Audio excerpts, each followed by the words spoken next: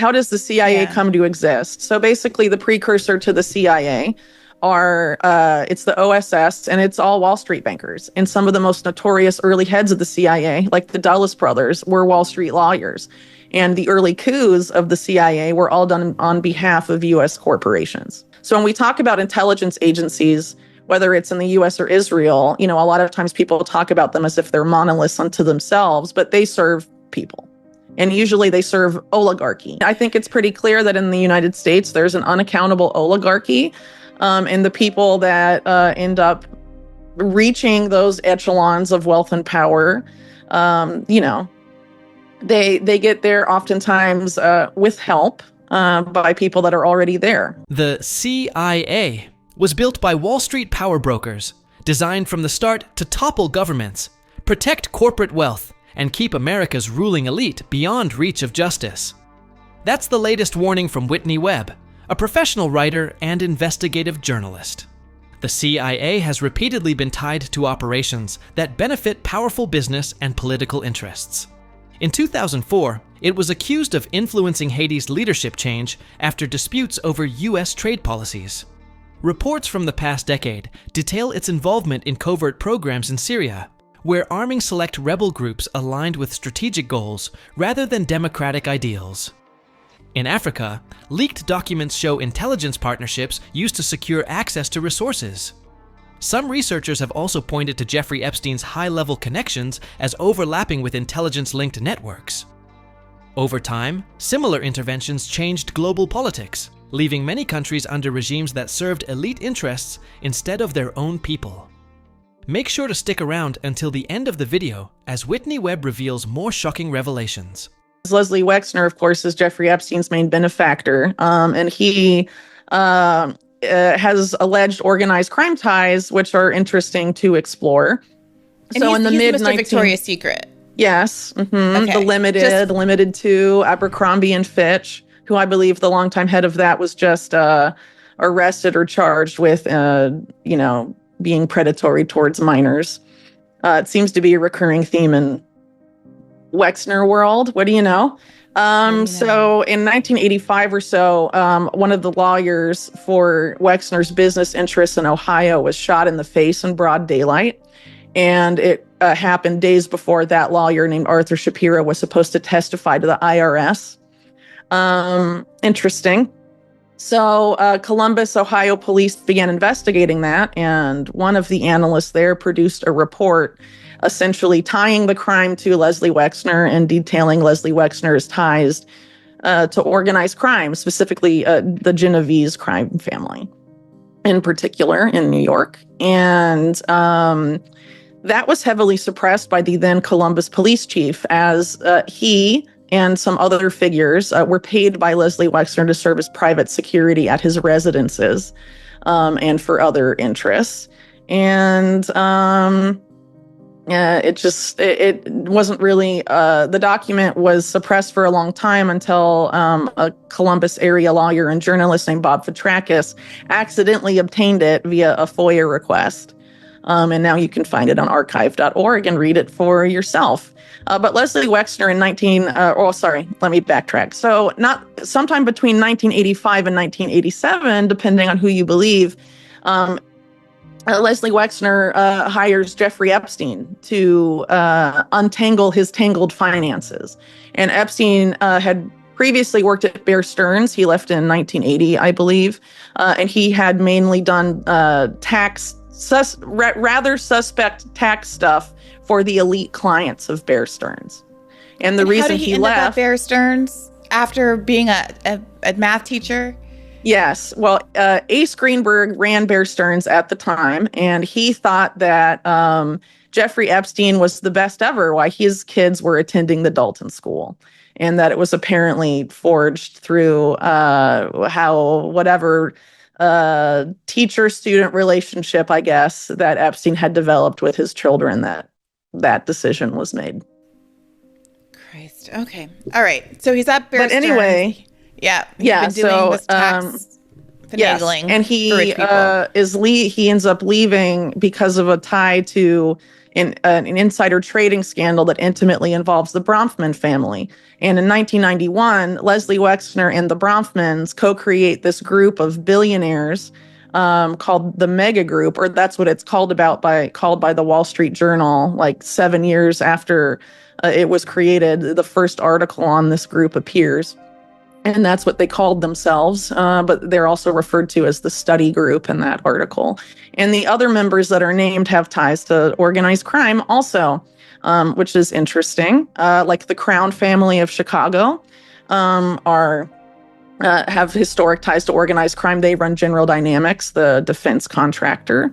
Among other things. They have a big role at JP Morgan too, which I did a series about a couple years ago about how Jamie Dimon only became the CEO of JP Morgan because of basically Leslie Wexner's other right-hand man besides Epstein, John Kessler, and then the interests of the Crown family. So maybe that's why JP Morgan banked Jeffrey Epstein so extensively, as we know from the USVI case that was settled out of court. Right. Mm-hmm. And another one of these figures is that's involved with the Mega Group in the early 90s is the Tisch family, and they used to manage resorts for Resorts International, which I mentioned earlier, and specifically Paradise Island, which had a lot of mob connections in particular, like a lot of mob money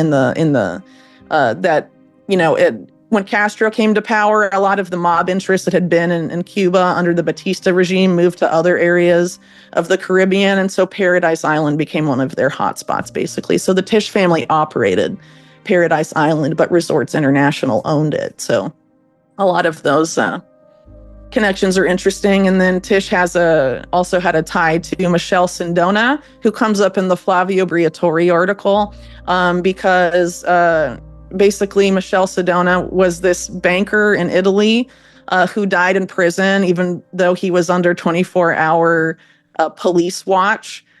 He was poisoned with cyanide-laced coffee as part of this big scandal that enveloped Italy that was basically built around this lodge called a Freemason lodge called P2, but it involved all this other stuff. It's kind of a crazy story in and of itself.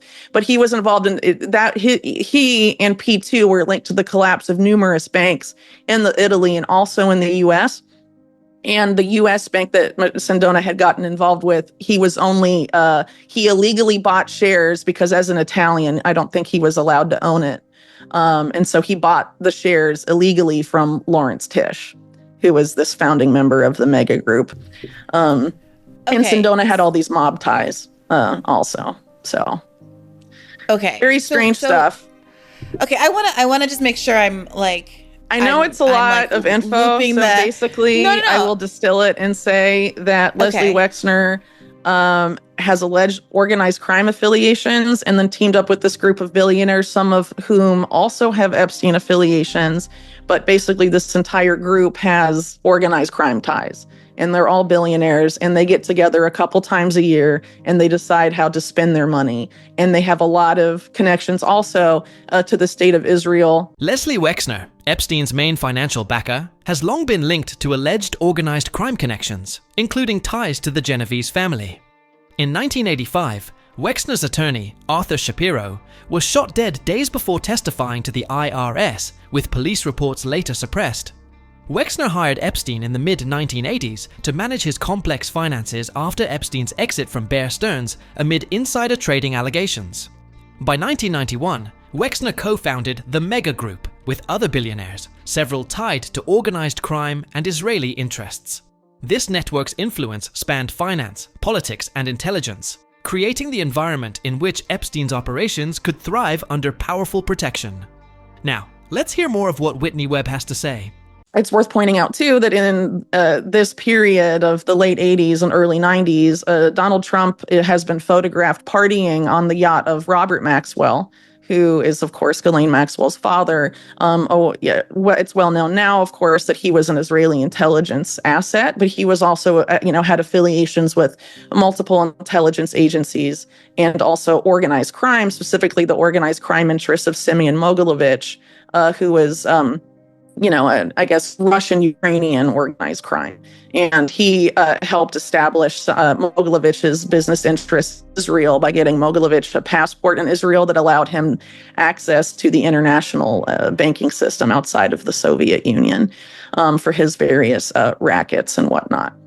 So, in the picture with Trump are also other people with organized crime affiliations, like Steve Ross, the former head of Time Warner, I believe. And some other figures that worked with Robert Maxwell on Israeli intelligence assignments, including Israel's role in the Promise software scandal that, Maxwell was involved with, like Senator John Tower. What is I'm sorry, I'm not familiar with the Prima software scandal? Yeah, a lot of people don't know about it. But the Promise software scandal was basically where this software that was being used by the Department of Justice, they were leasing it from a company called Inslaw Inc., and they tried to buy Inslaw out, and then they just essentially, instead, when they couldn't, they unsuccessfully did that. The people that ran it, Bill Hamilton, he didn't want to let go of the company, and so they basically stole the software and then marketed it with a back door in it. And so the versions of Promise that were marketed to intelligence agencies around the world had a backdoor created by Israel, and Robert Maxwell set up the front companies to market and sell that. So it was a major intelligence coup for Israel, but the CIA also made a backdoor version, but that was mainly sold to banks. So the CIA got a backdoor into like financial transactions and financial surveillance that was allegedly necessary to counter the Soviets. Was how it was justified. Well, just now I was trying to lay out basically how Trump ties into this broader network that I talk about in my book that involves Epstein and Maxwell and all of that. I wasn't trying to lay out necessarily Epstein's ties. But what I would say is that when we're talking about intelligence agencies, there's a few things to point out. So one is, in the case of Epstein, you're never going to get an affidavit signed by the CIA or Israeli intelligence that they had ties with Epstein, at least not now. I mean, maybe 70 or 80 plus years from now, when everyone involved is dead, we may, get some sort of document release or something like that. But it's unlikely that they're going to just admit to it. But you did say he was an intelligence asset. Well, yeah, Epstein. I think he was. Well, it's hard to know again because it's not like they're going to come clean about it. But yeah, I think an asset is definitely fair to say at the very least. So what? I don't mean to be pedantic, but what does that mean? So I would say in the case of asset, it's someone that intelligence agencies can use, but you're not an agent. You're not necessarily sent on missions from a career operative perspective. But you're have let your willingness to be used by a particular agency known, and that they utilize you when you receive some sort of either payment or something else in exchange for your services. Perhaps impunity from prosecution, right? Could be something else. So, do you think that that's part of why and how Epstein managed to acquire such a massive fortune? Yeah, but we'll get to that later, because another one of my main points is that I think Epstein's financial crimes are just as important as his sex crimes, and there's been a huge cover-up, not just of the sex crimes, which is what people are focusing on, but even bigger is the cover-up of his financial crimes. But what I was trying to get to is the fact that we're never going to get an open blanket admission from these intelligence agencies of their involvement with Epstein, because of the reputational damage that would cause, and perhaps, congressional scrutiny into their affairs, which the CIA has been carefully avoiding ever since the Church Committee in the 1970s, right? So instead, it's my job to compile all of these details. And when you look at how many of them there are and all together, it's very hard to write them off as coincidental. And what I just laid out on here, with Trump, which is just, a small segment of time we're talking about in his career, there's a lot of affiliations to mob figures and to figures like Maxwell or the Rothschilds that have some sort of state connection to Israel that are significant and should be considered, especially if Trump was bailed out by a particular banking interest and owes his career that followed to them, right? And it's worth pointing out, too, that in that same period of time, Maxwell was working on behalf of Rothschild interests in Wall Street. He was essentially sent from Britain to New York City, and Ghislaine Maxwell followed him to establish a foothold there. And he was doing, because that particular Rothschild bank had interest in doing mergers and acquisitions in Wall Street. And this is all in a New York Times article from the time, and that they had chosen Maxwell and a figure named Jimmy Goldsmith, who's a distant, or I don't know how distant, but a cousin of Rothschild's, who was also a known corporate raider of the 80s, to establish a foothold for them in New York by doing M&As. So it's also worth pointing out Goldsmith is probably the earliest figure in this network that has ties to Epstein, since Epstein was hanging out at his mansion in the early 70s when he was like not even employed at the Dalton School yet, and was just like a college dropout that went backpacking to Britain, and then came back, and then he's at Jimmy Goldsmith's house in New York. It doesn't really make a lot of sense. During the late 1980s and early 1990s, Robert Maxwell, father of Ghislaine Maxwell and a Mossad asset with documented ties to organized crime, was quietly distributing compromised Promise software to banks and foreign governments.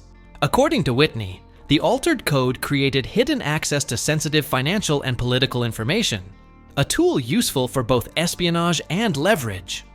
Photographs from that era place Donald Trump on Maxwell's yacht, showing how closely business, politics, and intelligence could intersect.